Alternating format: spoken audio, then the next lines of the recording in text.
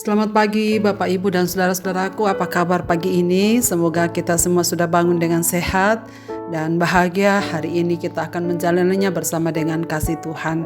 Senang sekali kita berjumpa kembali dalam acara Renungan Pagi edisi 18 Mei 2022. Kisah Rasul pasal 6 ayat 8 hingga 11. Dan Stefanus yang penuh dengan karunia dan kuasa mengadakan mujizat-mujizat dan tanda-tanda di antara orang banyak. Tetapi tampillah beberapa orang dari jemaat Yahudi yang disebut jemaat orang Libertini. Anggota-anggota jemaat itu adalah orang-orang dari Kirene dan dari Alexandria bersama dengan beberapa orang Yahudi dari Kilikia dan dari Asia. Orang-orang itu bersoal jawab dengan Stefanus, tetapi mereka tidak sanggup melawan hikmatnya dan roh yang mendorong dia berbicara. Lalu mereka menghasut beberapa orang untuk mengatakan, kami telah mendengar dan mengucapkan kata-kata hujat terhadap Musa dan Allah. Waspada dosa iri hati. Saudara-saudara yang dikasihi Tuhan, akibat pemilihan 7 orang pelayan diakonia ternyata berakibat sangat positif.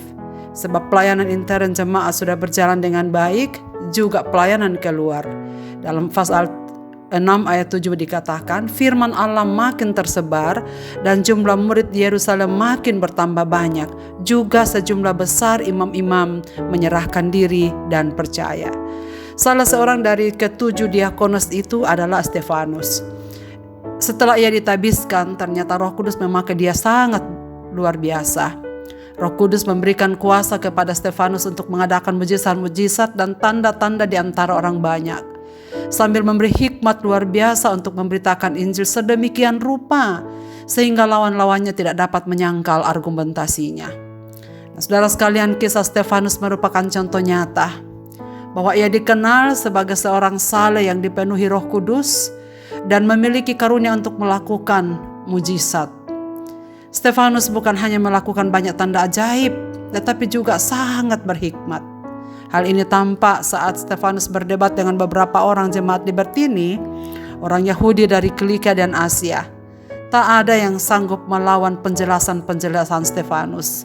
Dalam debat tersebut, mereka selalu kalah berargumen dengan Stefanus. Perdebatan itu ternyata berujung pada rasa malu dan marah. Lalu mereka berupaya mencari cara untuk melenyapkan Stefanus.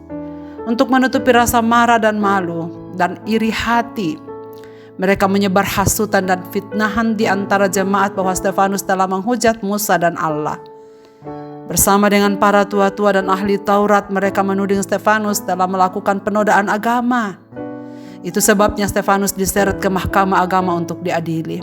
Rupanya saudara sekalian, isu penodaan agama sudah sangat tua, setua gereja di dunia ini. Sejak dari awal gereja berdiri telah menjadi isu klasik. Dan akhirnya orang banyak menghakimi Stefanus dan menyeretnya kepada pengadilan agama. Dalam pengadilan agama, tuduhan kepada Stefanus bertambah berat. Ia dituduh bukan hanya menghujat Musa dan Allah, tetapi juga menghina kewibawaan bait Allah dan hukum Taurat. Sempurnalah sudah rekayasa mereka yang sangat jahat dan keji itu untuk membinasakan Stefanus. Saudara sekalian, menarik sekali memperhatikan bagaimana Stefanus berespon. Apakah reaksi Stefanus saat mendengar semua tuduhan palsu yang dilontarkan orang-orang yang memusuhinya itu? Apakah ia marah? Apakah ia membela diri? Apakah ia menolak? Tidak. Ia memilih sikap diam. Tak ada sepatah kata pun yang terlontar dari mulutnya untuk membelah diri saat itu. Hatinya sangat damai dan tentram. Tak ada kekhawatiran dan ketakutan tampak di wajahnya. Sebab ia menyerahkan sepenuhnya kepada Yesus yang diimaninya. Buktinya, tatapan matanya memancarkan ketulusan dan kejernisan hatinya. Orang-orang bersaksi dan melihat dia bahwa wajahnya seperti seorang malaikat bersinar. Saudara-saudaraku, ada beberapa hal yang menarik untuk kita pelajari dari peristiwa ini. Yang pertama, orang seperti apakah yang dapat dipakai oleh Tuhan? Seorang yang tulus dan rela mengabdi bagi Yesus sepenuh hatinya. Akibatnya Roh Kudus memberikan kuasa, penuh dengan Roh Kudus dan penuh hikmat.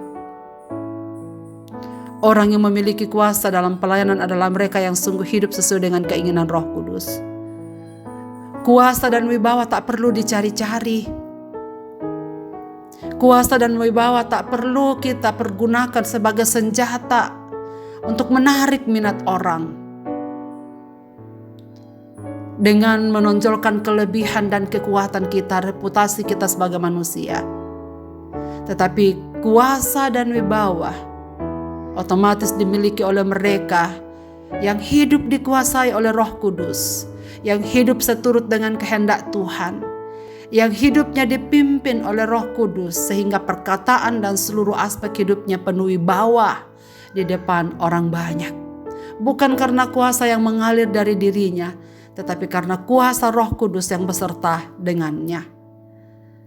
Kedua, Stefanus tak ingin membela dirinya dan membiarkan Roh Kudus membelah perkaranya. Buktinya wajahnya bercahaya di depan orang banyak.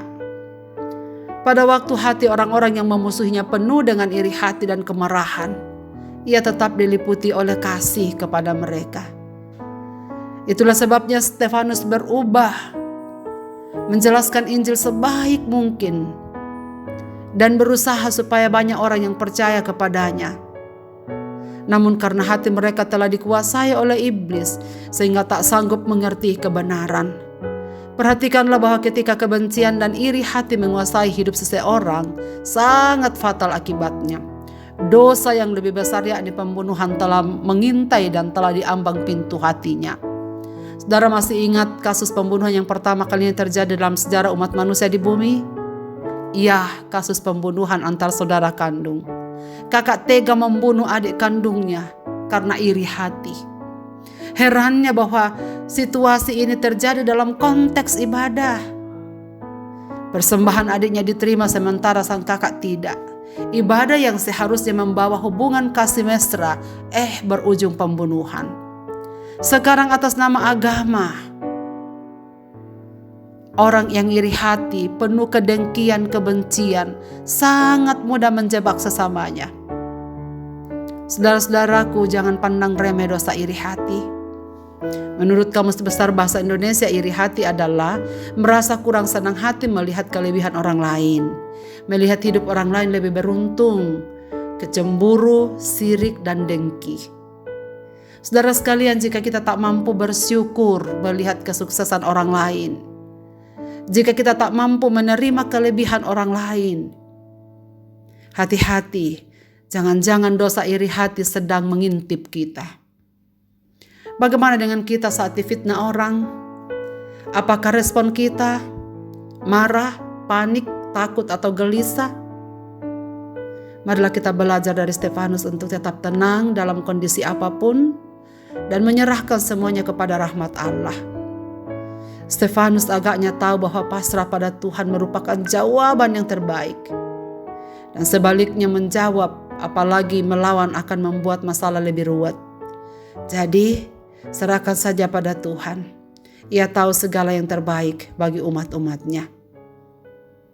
Marilah kita berdoa. Bapa di sorga, Bapa, dalam nama Tuhan Yesus Kristus, kami mengucap syukur untuk firman-Mu ini. Bagaimana Tuhan bekerja melalui gereja-Mu di masa awal, mula-mula Injil hadir di muka bumi ini. Kami tahu ya Tuhan, bahwa untuk orang-orang tertentu, Injil bukanlah perkara yang mudah. Injil adalah batu sandungan. Dan karena itu, kiranya Tuhan menguatkan kami sebagai umat-umat-Mu untuk terus bersemangat, menyebarkannya, menyampaikannya, memperkatakannya sampai Engkau datang yang kedua kalinya. Kiranya Tuhan memberikan kami hati yang tulus dan rela mengabdi bagi-Mu. Kiranya Roh Kudus-Mu yang membentengi dan menjaga hidup kami, memberikan kami kuasa dan hikmat, sehingga hidup kami dapat menjadi kesaksian yang hidup. Kiranya Tuhan menolong kami, supaya sepanjang hidup kami tetap setia untuk memperkatakan kebenaran-kebenaran-Mu. Ke dalam tangan kasih-Mu Bapa kami serahkan seluruh kehidupan kami sepanjang hari ini, dalam segenap aktivitas kami, keluarga kami, kekasih-kekasih kami, orang tua kami, jemaat kami, dan semua anak-anak-Mu yang mengabdi kepada-Mu. biarlah Dikau yang memberkati hidup kami. Dalam nama Yesus Kristus kami berdoa. Amin. Selamat beraktivitas Bapak, Ibu, dan saudara-saudaraku. Tuhan Yesus memberkati kita.